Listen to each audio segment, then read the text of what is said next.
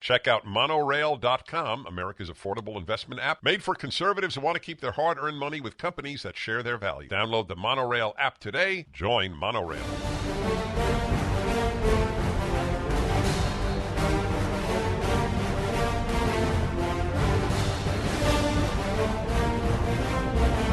Hello, my friends. Welcome to the Dennis Prager Show.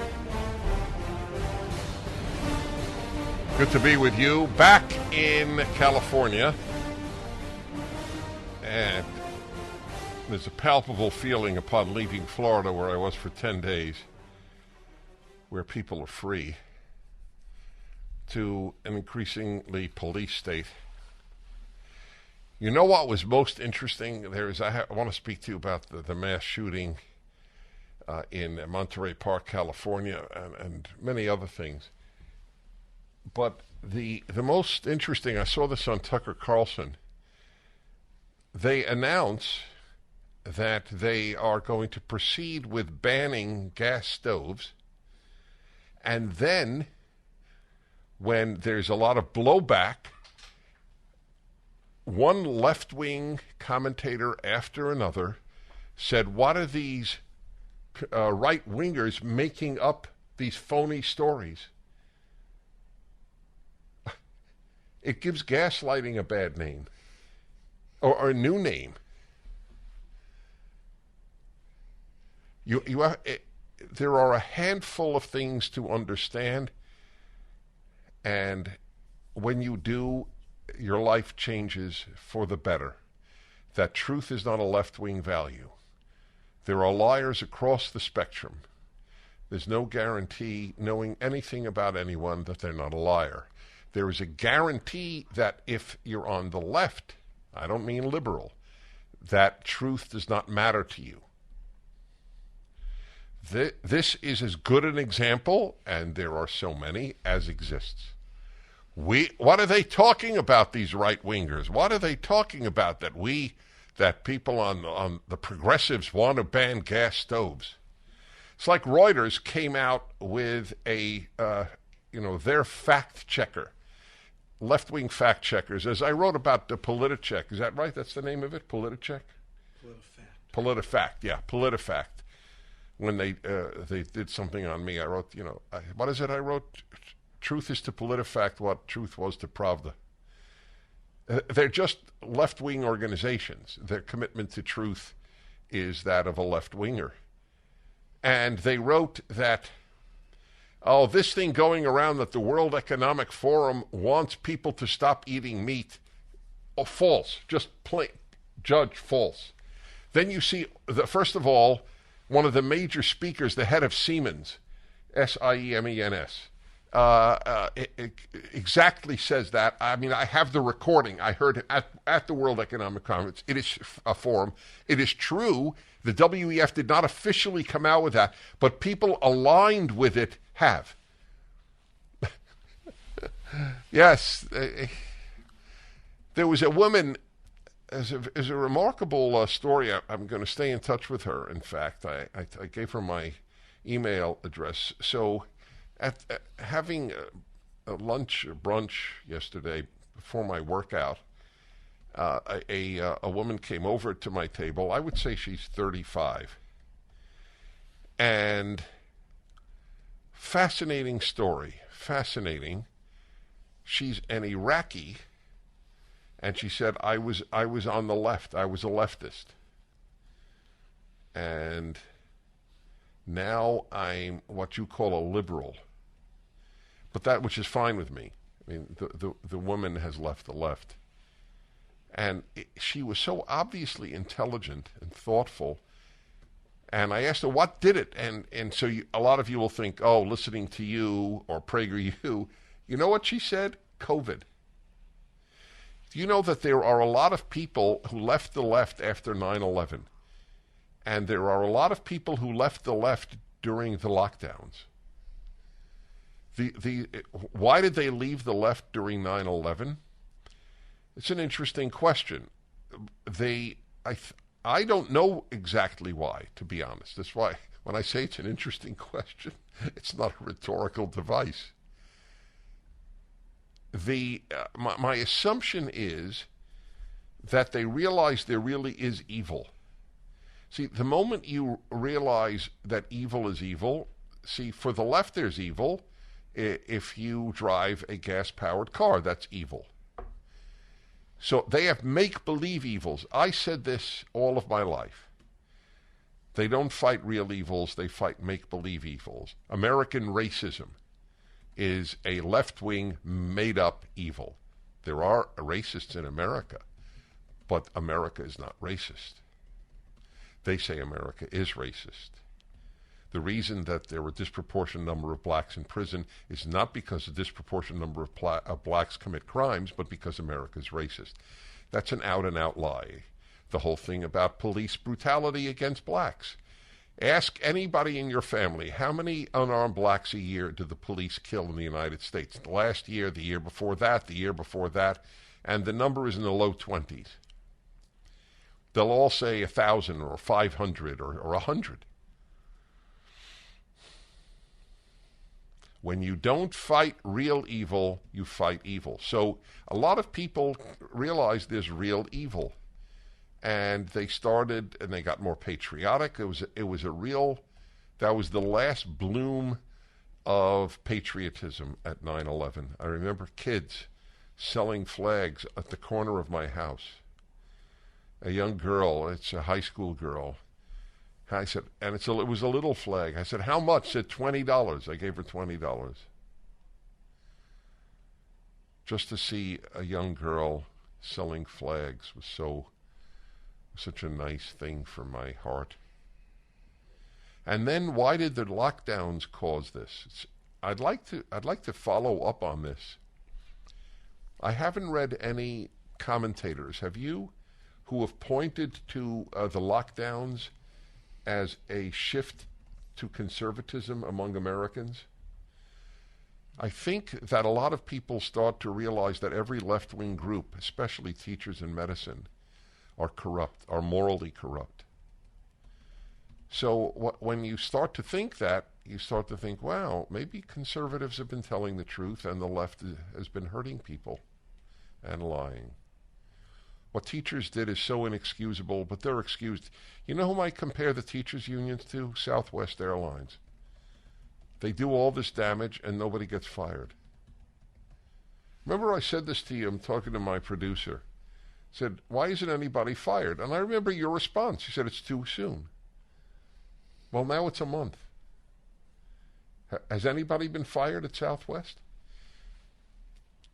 We live in the age of non-accountability. You're only accountable if you said something anti-woke. Then you're accountable. If you say men don't give birth, you're accountable. If you say there's only one race, the human race, if you call America a melting pot, then you're accountable.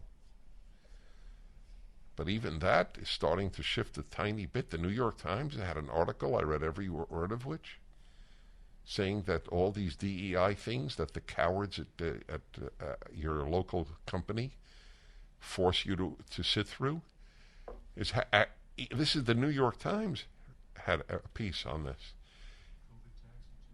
It's actually causing people to resent the whole DEI movement, diversity, equity, inclusion. It's actually having a backfire, which it should. There is no difference between these DEI sessions and the Mao re-education sessions in communism in China. It's a cultural revolution. Everyone should be fired. The entire DEI, many billions of dollars on it.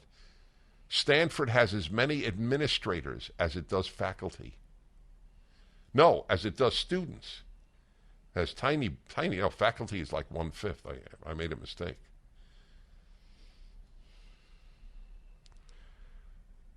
So this woman at the restaurant, she awakened at COVID.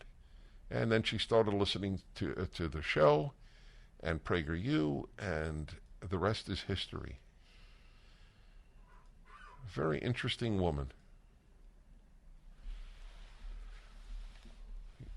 Now, my producer's going to find the bombshell part of what she said to me really interesting. She said, "Oh, and I think you might find it of interest. I converted to Judaism." How many Iraqis do you meet who convert to Judaism? I never met one. Isn't that fascinating? The people I meet is one of the great joys of my life. The thinking people. There's been a bombardment of information now that having friends is crucial to health. I wonder if left-wingers have as many friends. I would love to know if there's more friendship, well, certainly among religious people. COVIDtaxrelief.org got a small retail business almost $80,000. COVIDtaxrelief.org got a manufacturing business nearly $250,000. And COVIDtaxrelief.org just got a large distribution business almost $900,000. If you run a business, church, or nonprofit and paid your employees through all or part of the pandemic, you could qualify for up to $26,000 per employee through the government's CARES Act. But beware of clickbait or pay-up-front companies that make you do the work and take a huge percentage of your refund. COVIDtaxrelief.org receives a low, reasonable commission only after you receive your refund. And with 300 CPAs and tax experts, no one is better at getting you the maximum benefit than COVIDtaxrelief.org. Visit COVIDtaxrelief.org now because this plan expires soon. That's COVIDtaxrelief.org, COVIDtaxrelief.org. Refund examples are not a guarantee and not all businesses qualify. Hi, everybody. I'm Dennis Prager. Wonderful to be with you.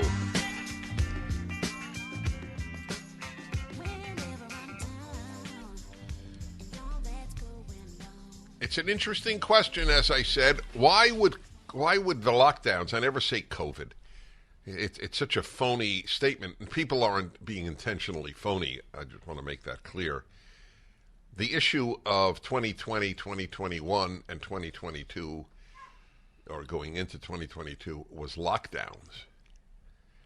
That's what created the havoc, much more than the COVID. So why would a person leave the left during COVID? So I IM'd a theory on that subject. I wonder if have any of you experienced that with anyone in your life? Someone shifting to conservative from the left because of the lockdowns, or if you will, COVID. So here, for someone like your Iraqi woman, she probably thought the left stands for freedom and the right for repression and control. And then COVID came along and demonstrated that the exact opposite is the case. Could be, no?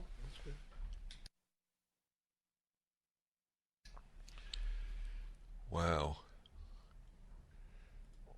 It shows you how effective the brainwash is. If there is any American who thinks that the right in America stands for repression and the left for liberty, I'm speechless. It's like saying night stands for light and day stands for darkness. It is the exact equivalent. It is not possible for the left to be in power and not have less liberty. It is not possible. Liberty is also not a left-wing value. Control. That's right, control. I keep reading, Americans are buying electric cars. So did you see the number? Went from like 400,000 to 800,000. It's like 5% or 7% of the cars sold. And this is with staggering subsidies from the government. You want to hear something truly immoral? I mean, immoral means anti-moral, not amoral, meaning outside of morality, beyond good and evil in Nietzsche's terms. I mean truly immoral. The tens of billions, or is it hundreds of billions? I don't know. How much money has been spent now on green projects? Over the course since they started this false religion, this fake God? Hundreds of billions. Hundreds of billions? Yeah. That's what I thought. I was thinking, all of it is a wasteland, by the way. It is just, it is, and it just made a handful of people very wealthy. But here's why it's immoral. Think about what $100 billion could have been spent on to improve the lives of people in Western society. That's where the money has been spent. Think about it. What if 10 billion had been spent on cancer research or Alzheimer's research? I could cry. I mean that literally. I could cry at the evil the environmentalists have perpetrated on us. John Kerry is about as loathsome a human being as I know outside of mass murderers. What the damage this fake left-wing religion. It's fake. The proof it's fake is their anti-nuclear power. If they really wanted to get off fossil fuel, they'd have built nuclear power plants. And just think of the number of nuclear power plants we could have built, and then you could have truly gotten off fossil fuel. Just use nuclear power. Think of the desalination plants. Drought in California. Think how much does one desalination plant cost? $1 billion? You don't need 100 of them.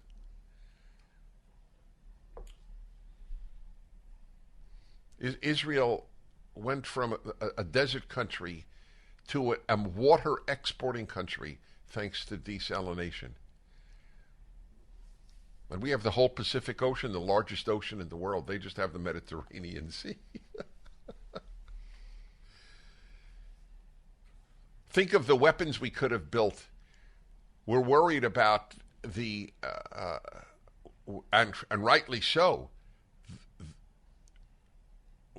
We may not have the stockpile left if China invades Taiwan because of what we're giving to Ukraine, and it's right to give it to Ukraine. There's one argument among my fellow conservatives who were opposed to aiding Ukraine. I disagree with them completely, but they are my allies in virtually every other arena, so they're my allies. I don't kick people out of my circle of allies because we differ on one subject. But I tell them, when they say, oh, it's a corrupt regime in Kiev, I think, well, if we can't aid corrupt regimes, can't aid ourselves. I'm sorry, at this point, hearing that another country is corrupt, I have the opposite reaction that I've had all of my life. And it's a painful, very painful change of position. We have no right to lecture anybody about corruption. The CIA and FBI and virtually every elite group in the United States is utterly corrupt. Dangerously corrupt. Southwest fired no one. Did any intelligence agency fire any of these 51 people, some of whom were retired, admittedly, of intelligence agencies who lied in order to get Biden elected by signing a statement that the Hunter Biden laptop was Russian disinformation a month before the election in 2020? They lied. For every head that I know of anything having to do with American intelligence is a bloody damn liar. And you're telling me Kiev is corrupt? How could you be more corrupt than that? I'm sorry.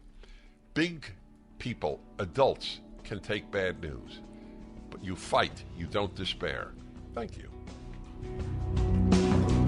Many investment advisors have been recommending cryptocurrencies such as Bitcoin. They claim it's the new gold. This is Dennis Prager for AmFed Coin and Bullion. Why would you buy the new gold when you can buy real gold and silver, which have maintained value for thousands of years versus the highly volatile crypto market? When I purchase gold and silver, I do so from my friend, and I don't often say my friend in these ad copies, Nick Grovich, owner of AmFed Coin and Bullion. I like the fact that it's tangible. I can hold it and control how it's stored, unlike digital currency that's held in a digital wallet. I want to preserve my wealth, which is far from the case with Bitcoin spiraling drop in price. Nick's been in the precious metals industry for over 41 years, and he has established a reputation built on trust, transparency, and fair pricing. Call Nick and his team at AmFed Coin and Bullion to take advantage of his honest advice and extensive expertise. 800-221-7694. AmericanFederal.com. AmericanFederal.com.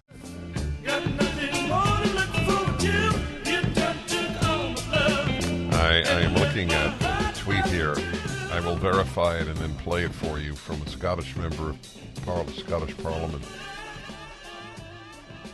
That they plan to reduce car kilometers and discourage car use.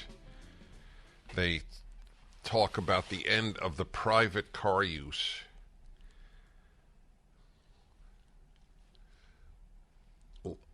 Leftism, I have said this all my life. This I have known. This was not a revelation of the last few years. Leftism is totalitarianism. The only thing that stops leftists from being totalitarian is the right. Not conscience, not values, nothing. Leftism is totalitarianism. They want to control everything you do, whether it's your gas stove, or it is your car use, or it is the temperature in your home, or it is the size of your home, or who will live in your neighborhood, and of course your speech. They even want to control your thought.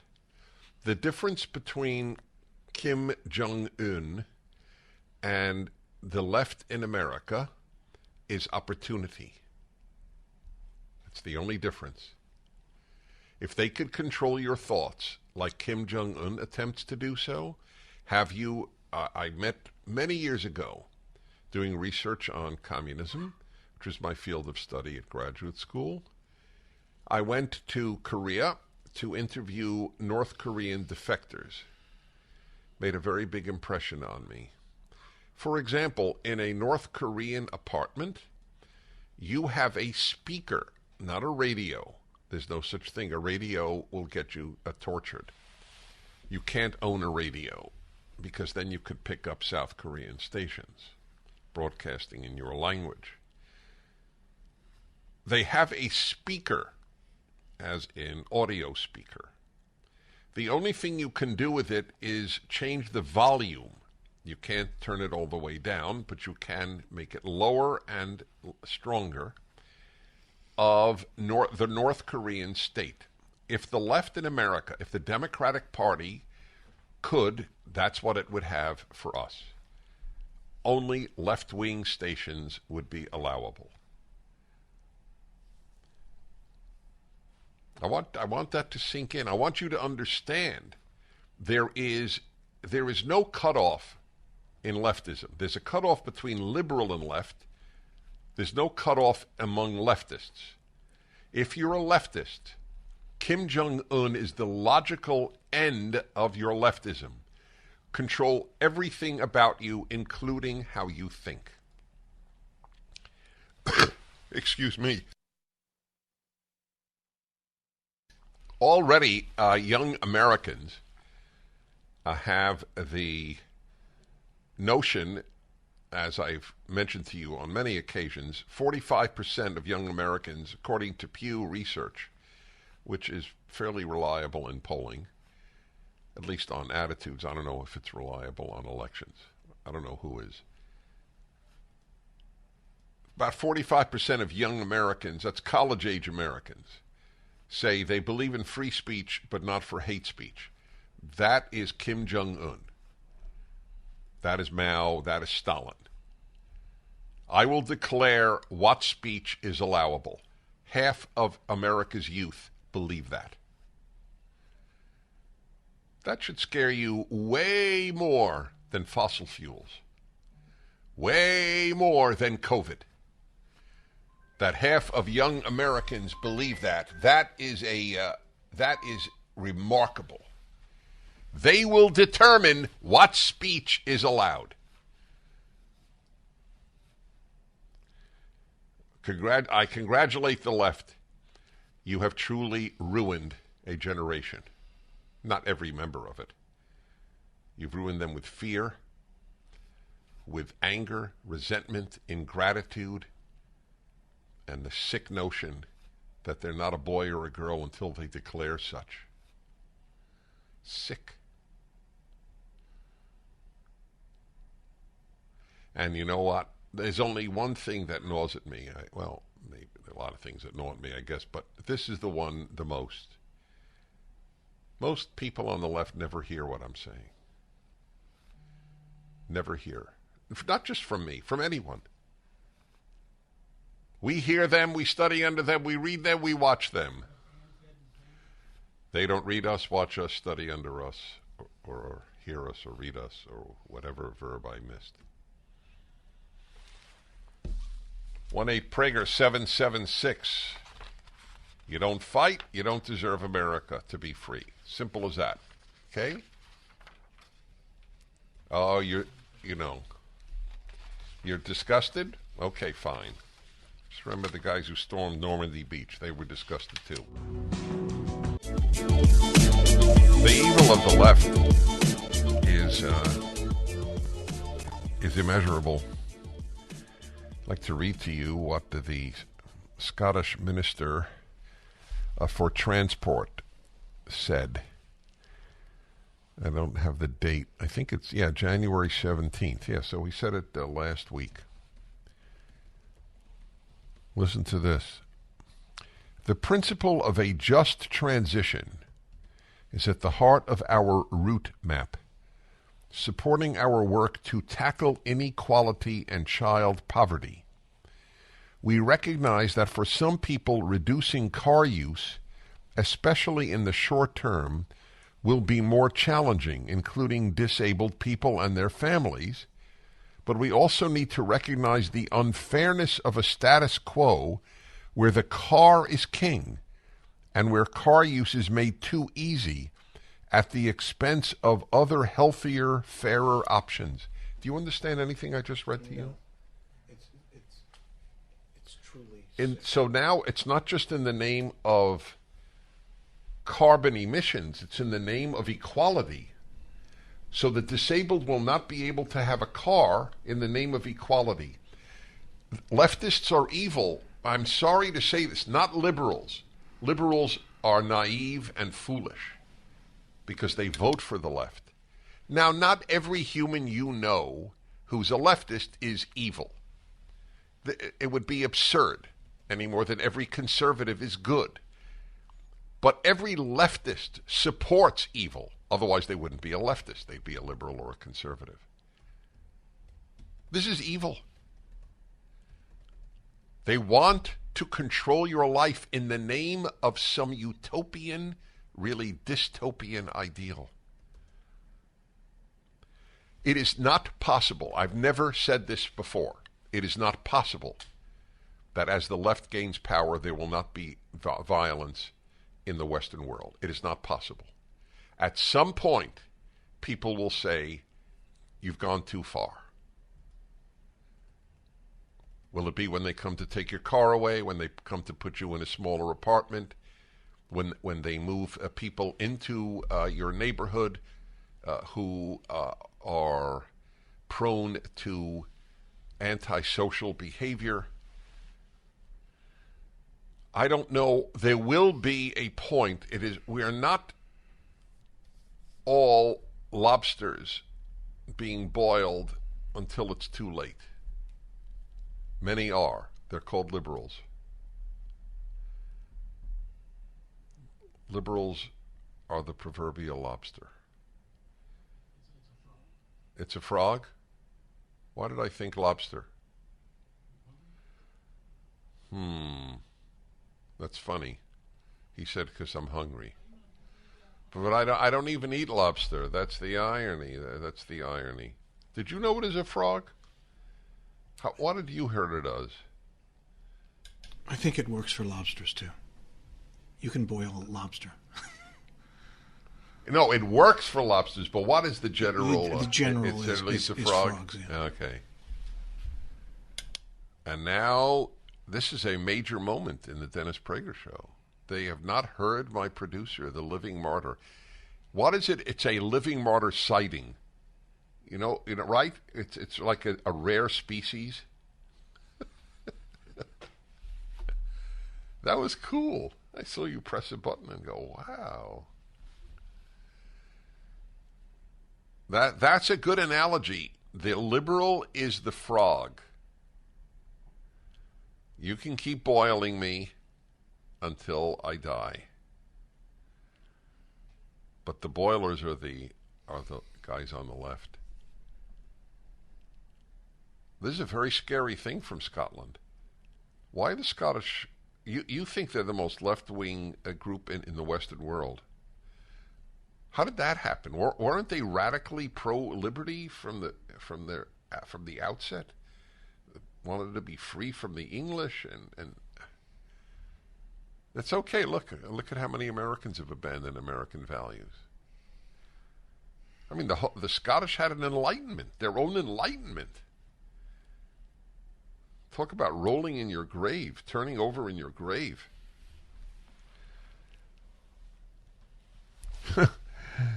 Oh my God. We recognize that for some people, reducing car use will be more challenging, including disabled people and their families. But we also need to recognize the unfairness of a status quo where the car is king and where car use is made too easy at the expense of other healthier, fairer options. What is he talking about? I'm disabled, and it's fairer for me that there is no car use or much less car use. What are they talking about? How will they get around? The giveaway is challenging. You can't go to the store to get milk and eggs. That's challenging. Right. So why will not having a car make it easier to go for milk and eggs? I guess that's a toughie. All right. Why use the word challenging? What is that? What does challenging mean? You're focusing on equity. I'm focusing on challenging. Okay, fair. All right, Newport, California. Bob, hello. Good morning, Dennis. Okay, first of all, they do have a speaker in the room. It's called the mainstream media. You go to your doctor, and the doctor tells you what they want you to hear, not what the doctor actually thinks. Same thing with everything we do, they're involved in. AM radio, they want to get rid of it. They want to get rid of Fox News. Everybody we talk to, all of our friends or acquaintances, they don't hear anything, nothing. We talk to them about the border issue and what's happening. They don't see any of that. That is correct. That's my claim. That's exactly right.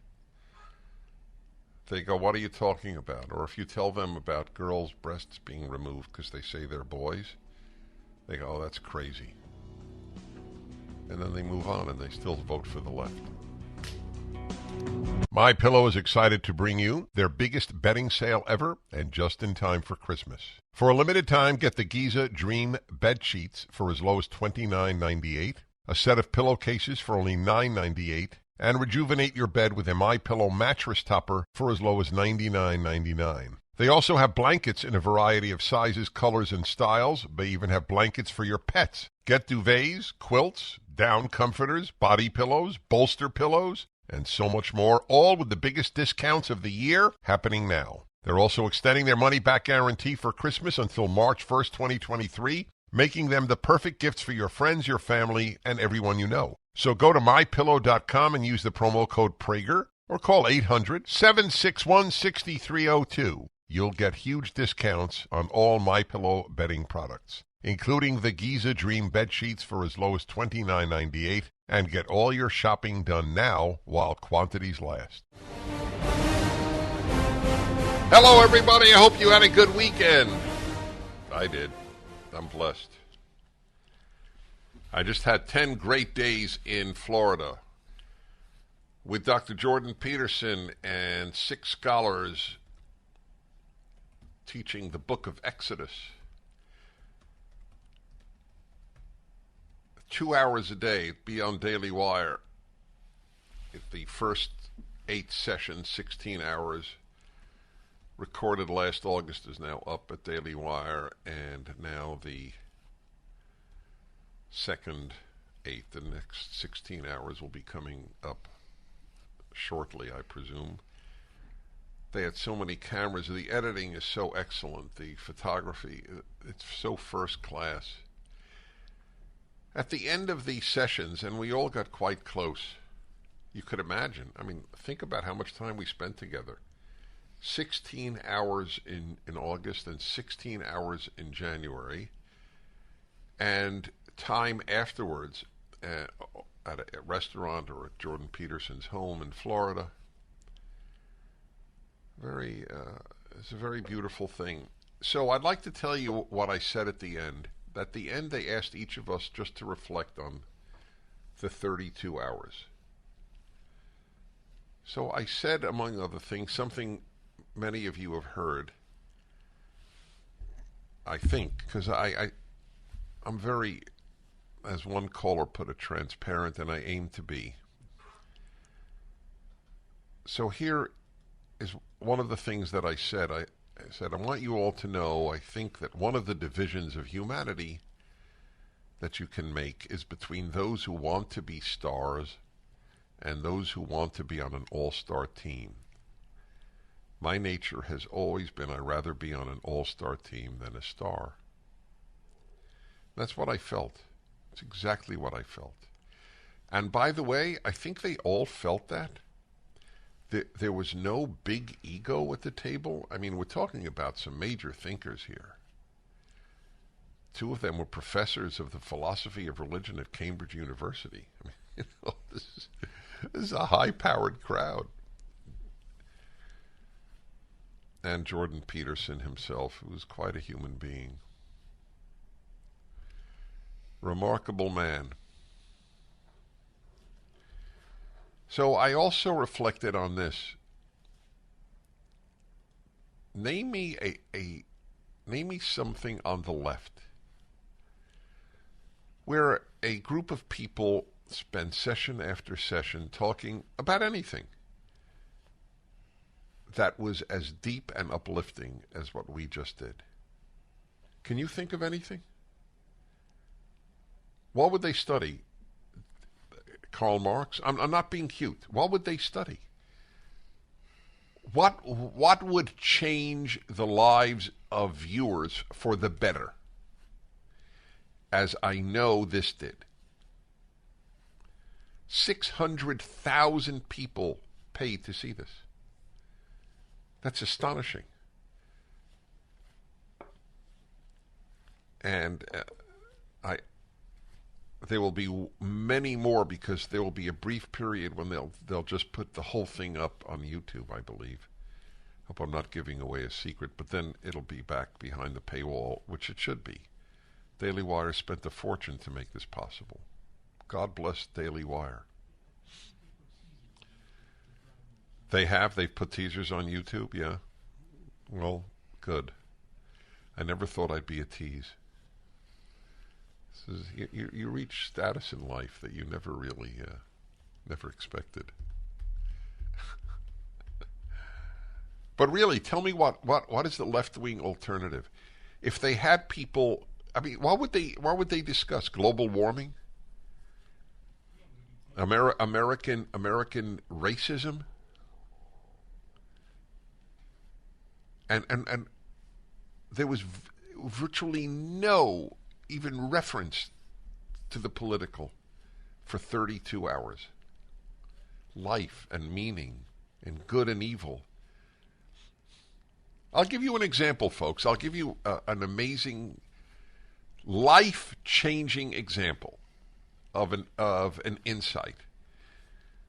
So the very last session was not on the book of Exodus because Jordan Peterson wanted to finish the story with the Israelites getting into Canaan, into the Promised Land.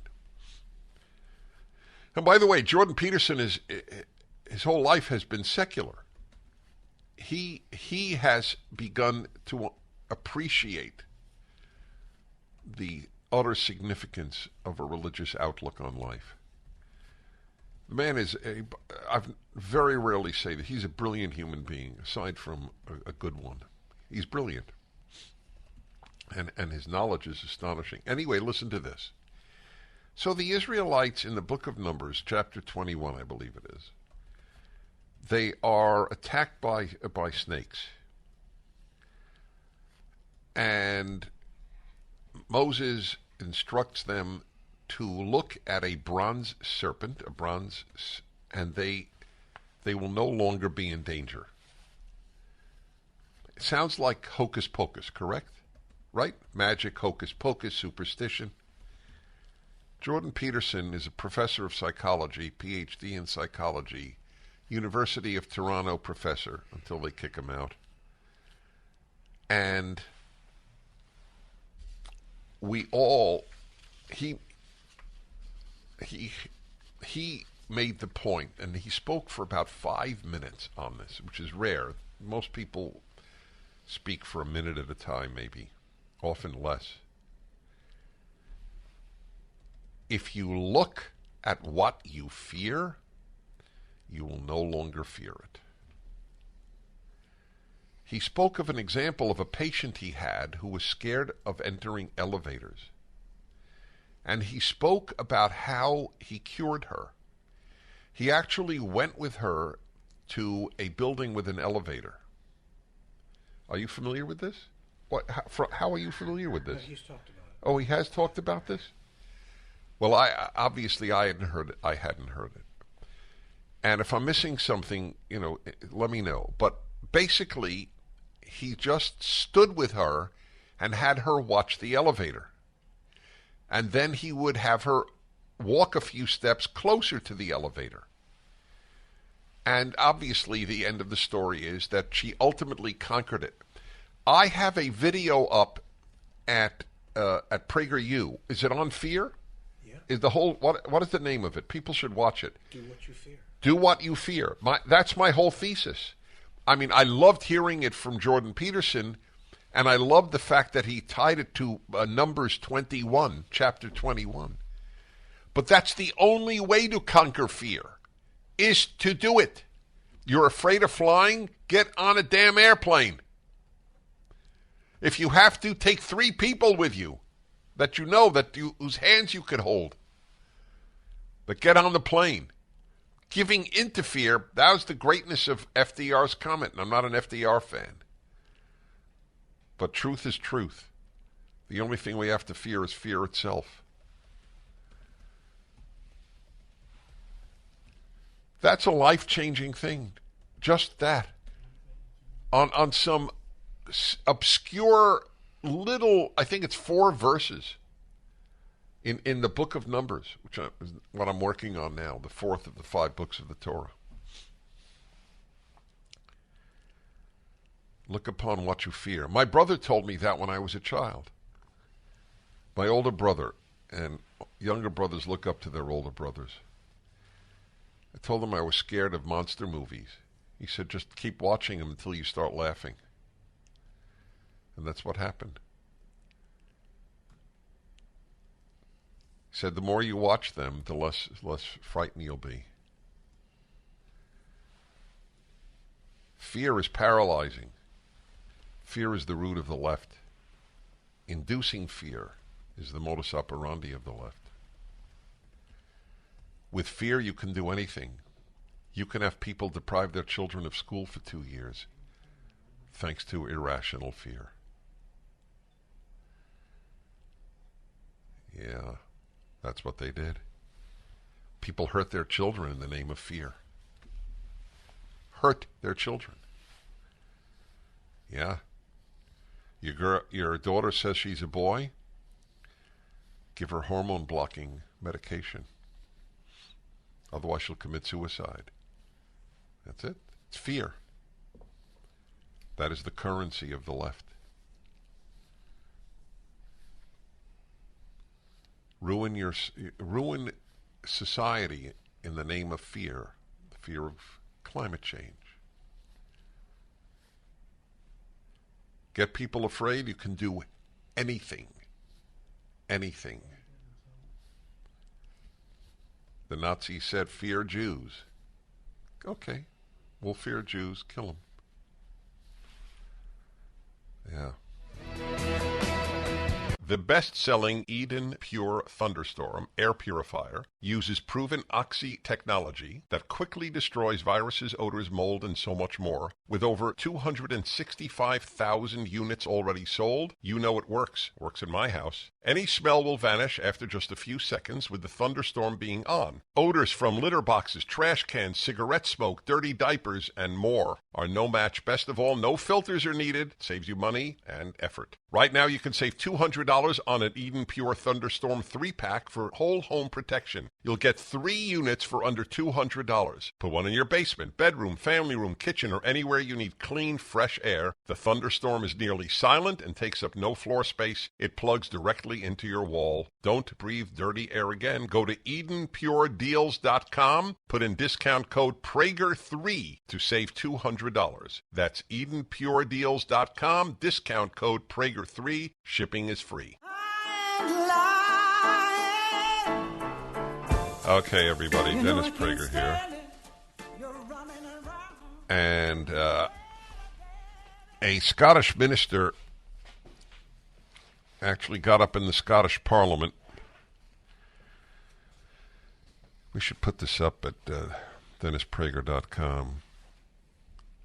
It's about this, reducing the amount of mileage or kilometrage in European terms or worldwide terms that a person can drive,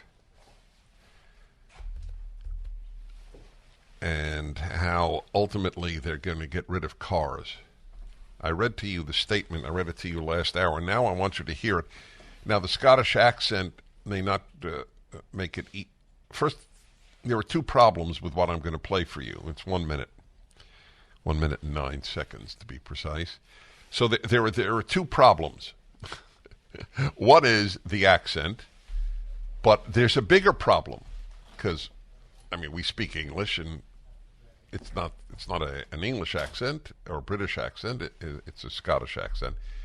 But the bigger problem is, even if he said it slowly in an American accent, you wouldn't understand it. There were subtitles, so I followed every word, and I might even repeat it to you, and you still won't understand it. But basically, the left, and there's nothing in no big group as left as the Scottish left in Western life. Maybe the American left, but percentage-wise, American left is half the country. I know you'll say that's not true. American left is 20-30%. Liberals are more numerous than leftists. It's true, but they don't make a distinction in their own minds, liberals. That's the tragedy of America today, the liberal, who compare January 6th to communist genocides, as you heard from a caller last hour. Sounds like a sweet man. January 6th. 0 killed by the demonstrators. 2 demonstrators killed. Compared to Gulag and North Vietnam and North Korea and the Soviet Union and the Holodomor. 5-6 million Ukrainians deliberately starved to death, ate their children. And he compared it to January 6th.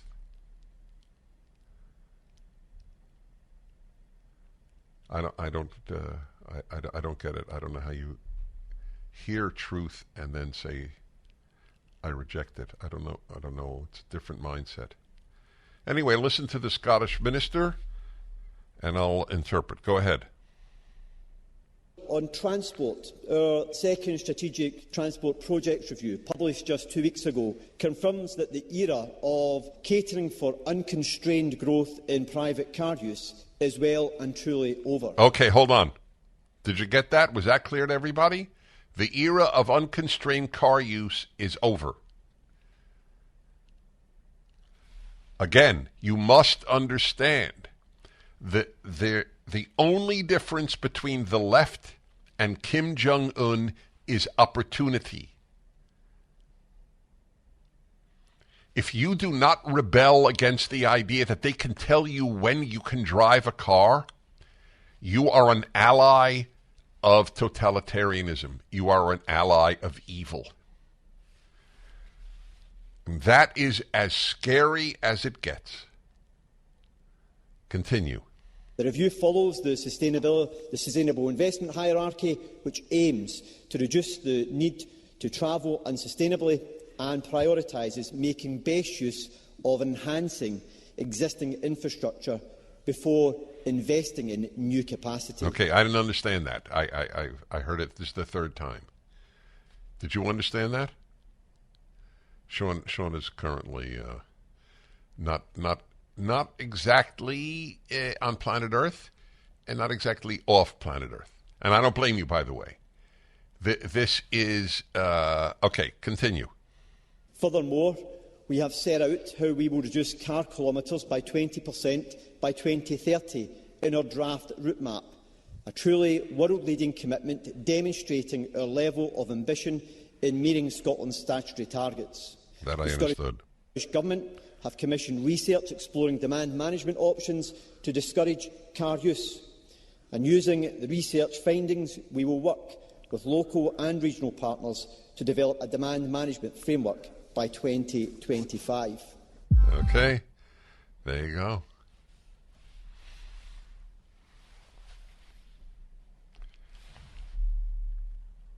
This is the American future, by the way. Scotland is the American future. There is no leftist, again, distinguishing from liberals, that finds what you just heard anything but beautiful. It is music. It is sublime music. Getting people out of their cars and into public transport. The car is a symbol of personal autonomy. I go where I want, when I want. That is intolerable to leftists. If you don't understand that, it's because you don't want to understand that. Like my caller from last hour. 100 million people killed by communists. And then he says, yeah, but what about January 6th?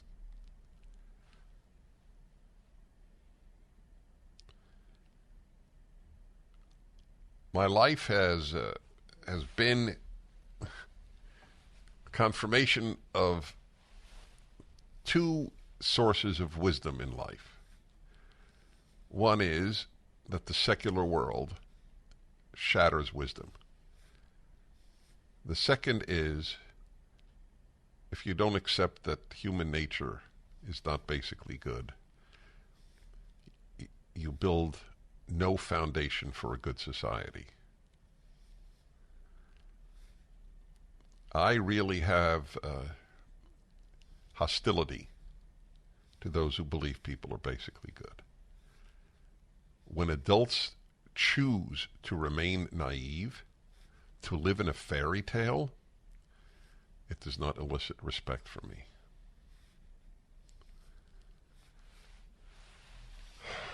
I'm going to take calls. I got so much. You know how many left-wing leaders, i.e. Democrats, said it was a hate crime before they knew anything about the mass shooting in Monterey Park, California? Turns out it was an Asian guy killing Chinese. but they had already declared it a hate crime in the Democratic Party.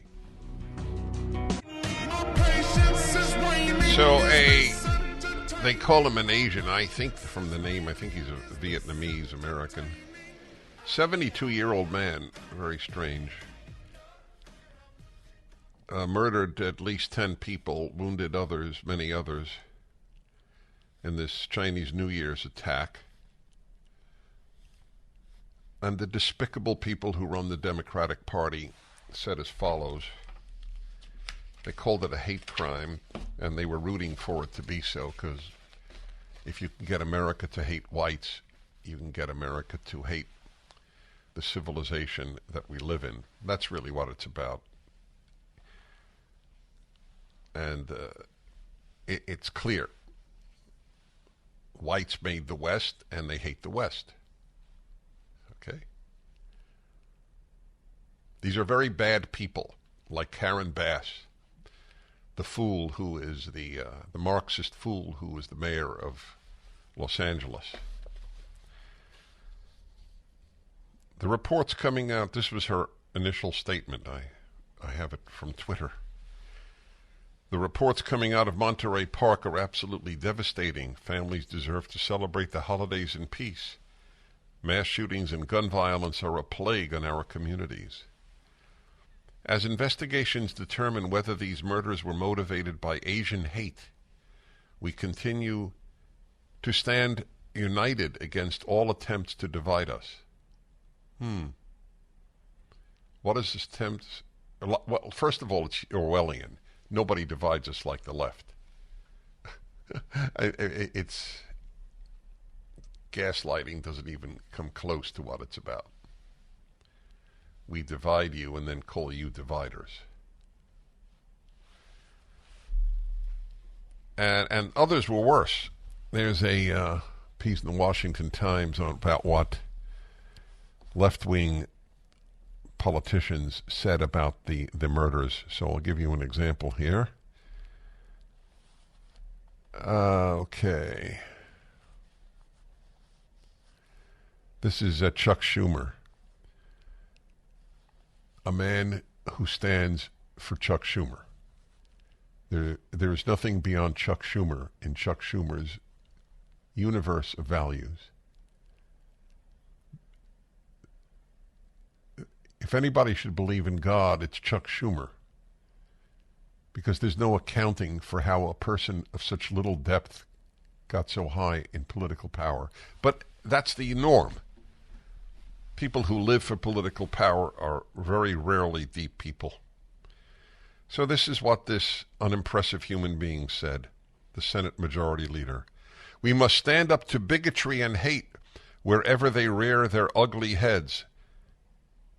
There you go. Before he knew a damn thing about what happened at the shooting. Bigotry and hate. And anyway, I learned this when I was in college. Only whites can be racist. Your kids learn that. I was taught this. This is the 1970s. House Minority Leader Hakeem Jeffries, another New York Democrat. This is a very bad combination. Arrogance and superficiality rolled into one. Said he was horrified and deeply saddened. Quote, we must crush the rise of hatred and intolerance whenever and wherever it is found. Yeah, you never know. The Vietnamese hatred of Chinese must be crushed. Well, let's see. We have another one. Another truly unimpressive human being. Scarier than even the other two, Adam Schiff. I think of artificial intelligence when I see him speak. 10 dead in Monterey Park. I am sickened. A horrific example of needless gun violence. Okay, well, at least he acknowledges that there is sometimes needed gun violence. Well, that's good. With bigotry toward AAPI individuals as a possible motive. That is Asian American and Pacific Islanders. Yes. When I return, I will tell you actually who commit most anti-Asian crimes of violence. Wonder if you'd ever read that in any left-wing source like the New York Times.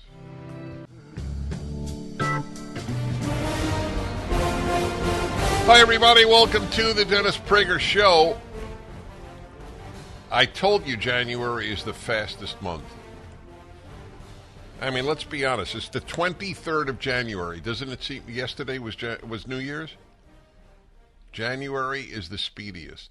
I have a theory on most of the months of the year. You would think February would be because it's 3 days shorter except on a leap year. But it's really January. But February then zooms by, then we're into spring, then summer, and then the year is almost over.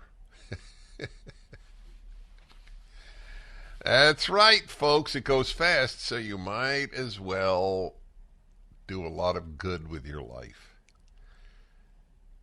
And the best good, well, it's not. There are many best goods. There isn't one best good.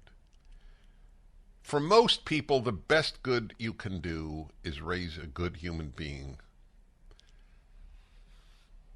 your child. That's or other children for that matter. That's the best single thing most people can do.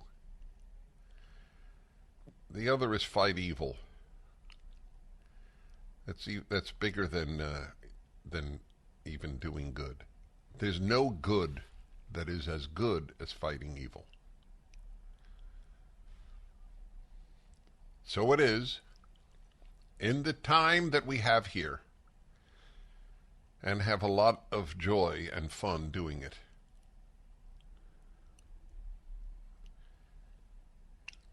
I feel vindicated so often warning people about the erasure of distinctions. In the 1980s, I wrote about how erasing the male-female distinction would lead to totalitarianism. The beginning of the war on tobacco, I knew the country was upside down morally. They should have, if you're going to go after anything, you go after alcohol. No issue divided me from my conservative listeners as much as my saying I'd much rather have my kids smoke cigarettes than weed. The number of conservatives who called this show to say, no, weed is not nearly as dangerous. Like that's the only consideration is lungs, not mind. That didn't seem to matter to them as much. Cigarettes don't damage the mind. Marijuana does. I hate marijuana. I've always hated it. But people decided to hate tobacco, including cigars, which is particularly absurd, given how undangerous they are. One other way of the many that I feel vindicated is how early on from the Happiness Hour, which is now 24 years, broadcasting every Friday, told you you should date for friends like you date for a spouse. Remember that? How often I've said that? Now, this big Harvard study, maybe that'll be more impressive on people than me. Then it's come out. The most important thing for happiness is having friends. It's so important that it adds to your life as much as cigarette smoking, inaction, and a whole host of other things. As much as they may take off years of life, friendship adds. And I don't know how you have friendship with people who are not kindred spirits. That's the thing you need to find. That's the biggest argument on a personal level for your coming out of the closet against the left where you work. or just even on, not even where you work, as much as through social media. You will be hated, but you will find people whom you can love. I don't mean love romantically. I mean love. I love a lot of people. And I mean it, really, love. It is the great secret of my strength. I've always sought male friends, aside from having a love in my life who was female. Very important stuff. On a completely different matter. Probably wouldn't expect me to say what I'm about to say, but I really, really, really, really am devoted to truth more than anything else. I hate lying. And I hate liars. Everybody tells a lie, but it doesn't make them a liar. A liar is one who does it regularly, like the mainstream media. So Alec Baldwin, Wall Street Journal, Alec Baldwin to be charged with involuntary manslaughter in fatal Rust shooting. Rust was the movie. I read to you. Prosecutors plan to charge Alec Baldwin with involuntary manslaughter in the fatal shooting of a cinematographer on the set of the movie Rust in New Mexico in 2021, the district attorney in Santa Fe, New Mexico, said Thursday. The film's armorer overseeing weapons, Hannah Gutierrez-Reed, will also be charged with involuntary manslaughter in the incident. I'll read to you more in a moment. What did Alec Baldwin do wrong? I can't stand Alec Baldwin. He's a colossal left-wing fool. But it has no impact on my moral read of the case. If you're handed a gun as an actor, told by one of the directors, I think, what is the term? Cold gun, I think it is. Anyway, you're handed it. What are you supposed to do? Shoot it to the ground to make sure there's no live ammunition? Why isn't that assistant director and the armorer, the one in charge of the arms, why they are guilty? I don't know why he is. The film's assistant director, David Halls, has agreed to plead no contest to the charge of negligent use of a deadly weapon. The shooting occurred on the set of the low-budget Western outside Santa Fe, New Mexico in October 2021. During preparations for a scene, Mr. Baldwin discharged a live round from a revolver, killing 42-year-old Helena Hutchins. The film's director, Joel Souza, was wounded. Luke Nikas, Mr. Baldwin's lawyer, said in a statement that Mr. Baldwin had no reason to think there was a live bullet in the gun or anywhere on the film set. Doesn't that seem logical?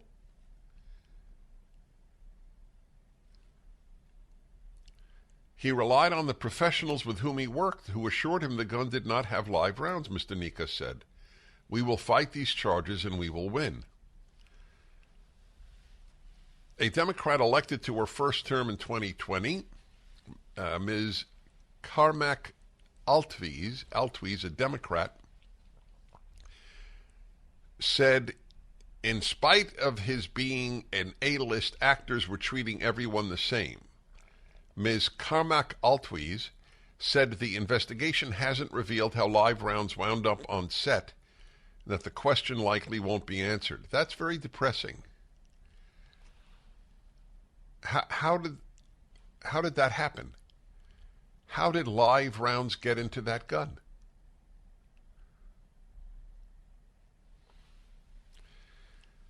I don't think it matters to the crux of the matter, which is that they got into a gun and then the trigger was pulled in that gun while it was pointed at Helena Hutchins. Well, it doesn't matter to the crux of the matter Well, it does matter because whoever did that is the truly guilty party. So it would seem to me that it does matter to the crux of the matter. Andrea Reeb, the special prosecutor assigned to the case, said if any one of these people, Alec Baldwin, Hannah Gutierrez, or David Halls, had done their job, Helena Hutchins would be alive today. What was Alec Baldwin's job? Maybe one of you who's been on a set with guns, or maybe was he expected to test the gun out? 1-8-Prager-776. I can't stand the man, but it's irrelevant. Back in a moment. The Dennis Prager Show. Reading to you from a Wall Street Journal article on Alec Baldwin, whom I think is a moron and a fool, and has done a lot of bad with his views and megaphone, but it doesn't matter. Truth is truth. Just like Donald Trump was defended by Alan Dershowitz. Alan Dershowitz voted for Joe Biden, to his everlasting sadness, I hope. And he lost all his friends. See, the left doesn't understand that principle is more important than people. They don't. So if Alan Dershowitz, a lifelong Democrat liberal, defends Donald Trump, he's not my friend anymore. But I'm defending Alec Baldwin. It's a good example of the difference between liberal and leftist and conservative and leftist. Both Mr. Halls, that was the assistant producer. What was his role? Assistant director. 1 second. Let's see. Halls, assistant director. First assistant director, yeah. And Ms. Gutierrez Reed, the armorer, the person in charge of arms, handled the gun before it was given to Mr. Baldwin for the rehearsal, in which the actor was practicing pulling out the revolver. So why aren't those two responsible? Why is he? Not only that, listen to this. According to affidavits from the Santa Fe County Sheriff's Office, Mr. Halls took one of the 3 pop guns laid out on a rolling cart and handed it to Mr. Baldwin to film the scene. Mr. Halls yelled, "Cold gun," indicating the firearm didn't have live rounds. Mr. Baldwin took the gun and fired it. Why is he responsible?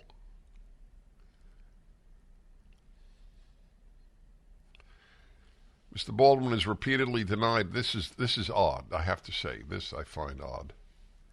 Mr. Baldwin has repeatedly denied pulling the trigger of the gun, including in a December 2021 interview with ABC News. Mr. Baldwin has said he pulled back the gun's hammer and let it go, after which the gun fired. It's like when the kid goes, the grape juice spilled. He didn't spill the grape juice. According to the DA's office, a Federal Bureau of Investigation analysis shows that Mr. Baldwin pulled the trigger of the gun. Finally, Mr. Baldwin filed a lawsuit against several Rust crew members, including Ms. Gutierrez Reed and Mr. Halls, in November. The lawsuit alleges that the crew members were negligent in their duties to protect the cast and the crew, including giving Mr. Baldwin a loaded gun. In response, a lawyer for Ms. Gutierrez Reed said Mr. Baldwin, quote, is the only one responsible for this tragedy. A lawyer for Mr. Halls didn't comment at the time. There's a real problem in the legal profession because you have to defend your client, and a lot of lawyers think it's okay to lie on behalf of your client. Does the lawyer for the armorer, Ms. Gutierrez Reed, believe that Baldwin is, quote, the only one responsible for this tragedy?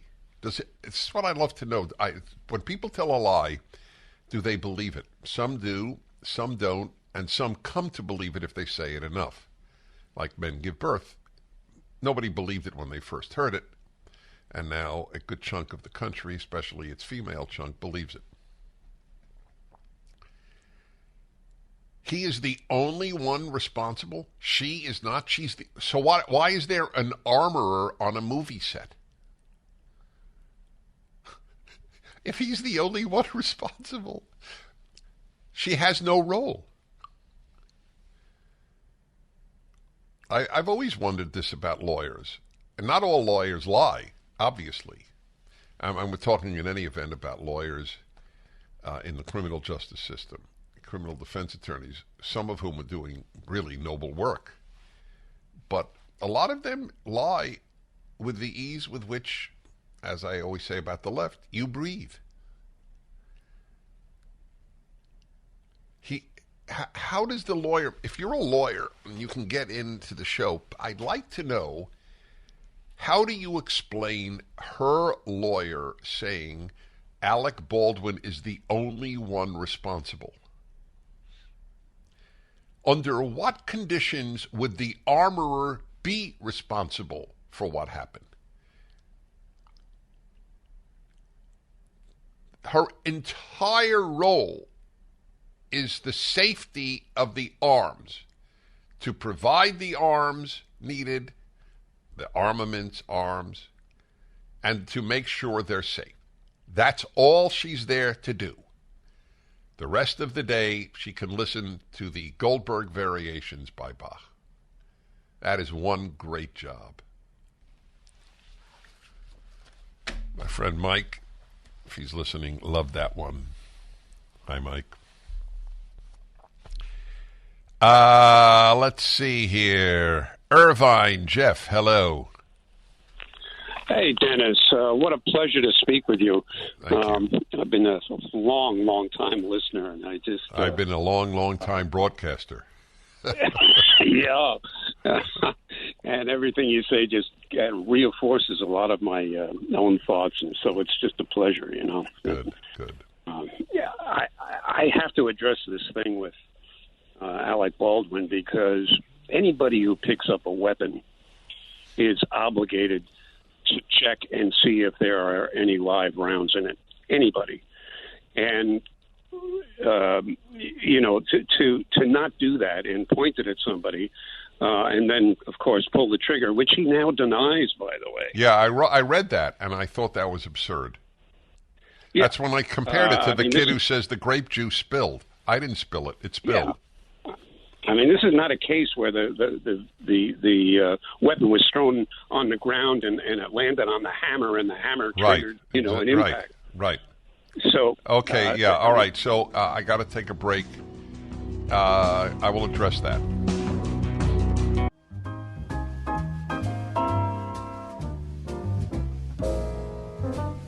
Okay, everybody, Dennis Prager here. Interestingly, you wouldn't have expected it, I guess, but it's part of the charm of the show, I suppose. Talking to you about Alec Baldwin and how it seems to me, just on common sense grounds, that the armorer is the primary guilty party. The assistant director is the second. He's the one who handed the gun and said, "Cold gun." And Alec Baldwin is either not responsible or minimally responsible.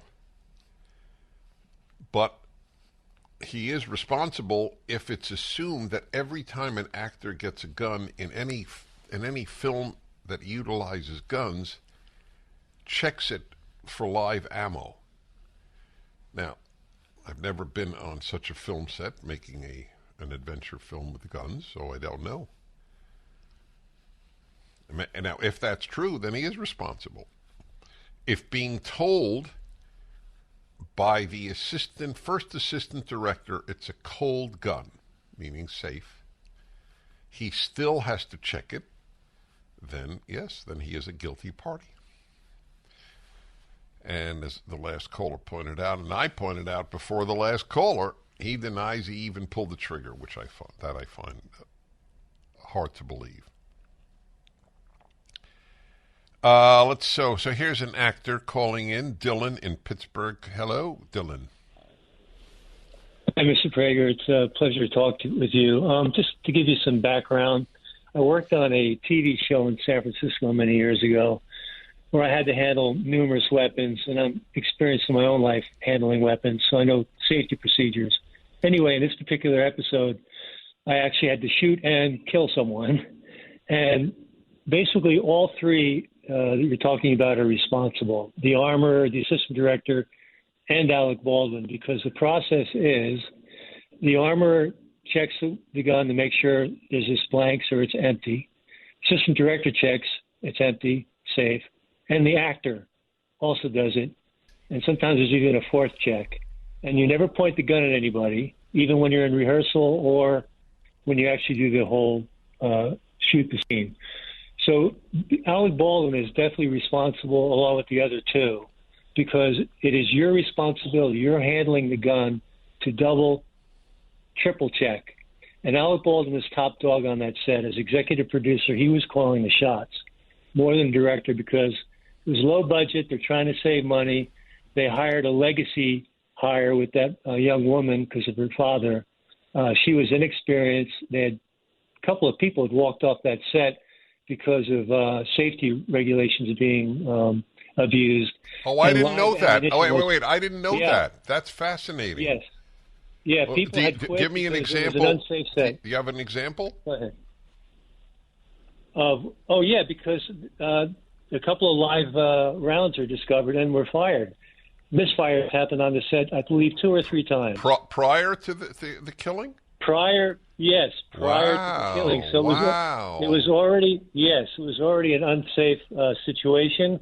And I think Alec Baldwin was trying to save money and cut corners. And it's his job. Has Alec Baldwin... So all right, so I don't know if you would know this, but do you know if he had been in any movies using a gun? I couldn't tell you that, but he's been around a long time, a lot longer than me, and he's a much bigger star than I am. So he knows what he's doing. You recall from your days shooting films that the actor who would shoot a gun always tested it first. And you do it with the armor and another person. Okay, then he is. Then I was wrong. Safety is a priority. Yeah, no, clearly. Oh, yeah. All right. Thank you. If that's the case, this doesn't seem to be complex. He was negligent, she was negligent, and the first assistant director was negligent. There really is only one remaining, and it's huge, and apparently will never be answered. How did live ammunition get into that gun? Oh, I would love to know that. Frankly, that's up there with why did God make the mosquito for me. All right. I'm going to move on here, but I'm going to summarize some of your calls before I do, so don't hang up. The tragedy is so intense. Also, I didn't know that you don't aim at anyone even if you believe it is blanks, even if you know it's blank. Well, does anybody know, is there another situation of somebody being killed on set by a gun aimed at them? Dennis Prager here. Thanks for listening to the Daily Dennis Prager Podcast. To hear the entire 3 hours of my radio show, commercial-free, every single day, become a member of Pragertopia. You'll also get access to 15 years' worth of archives, as well as the daily show prep. Subscribe at pragertopia.com.